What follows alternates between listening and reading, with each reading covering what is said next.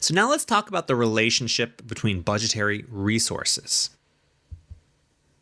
Now, if you remembered earlier, I kind of mentioned the different stages of the obligation, or of the budgetary accounting life cycle. Let's start here. Appropriation.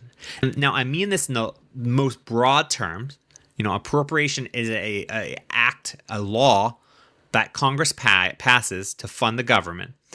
But in this case, we're talking about the budget authority of appropriation. So Congress passes a law, says, hey, federal entity, you have $10 million to spend for salaries this year. It's great. The next stage of here is the apportionment stage. This is where the Office of Management and Budget, they're the ones taking the appropriation and they're dividing it up how they see fit. Maybe it's over the quarters of the year. Maybe they're dividing it over different programs that are relevant to that appropriation for that agency, but they're dictating to the agency how they're going to spend it. They're trying to be efficient and they're trying to make sure they make it last the whole year. The next stage here is the allotment.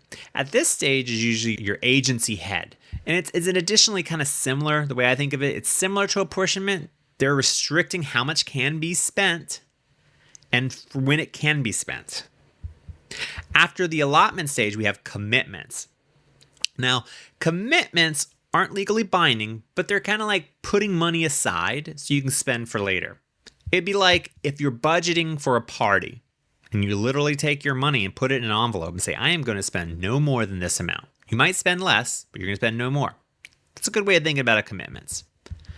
And then obligation. Now, this is going to be when you have a legal obligation to pay, right? It's a contract. Think of that. You have contracts, you have an obligation. Now, an obligation has a couple stages, whether it's paid or unpaid or delivered or undelivered. But at this point, you have a legal obligation to pay. So this is the flow of budgetary accounting. And you'll notice here, as we go from appropriation down, the circle gets smaller and smaller. That's because you cannot exceed the level above you. So obligations cannot exceed commitments, which cannot exceed allotments or apportionments or the overall appropriation. If you do, you're going to be considered anti-deficient, which is a law, not good. You'd be essentially breaking the law, right? Because Congress told you how much to spend and you spend more.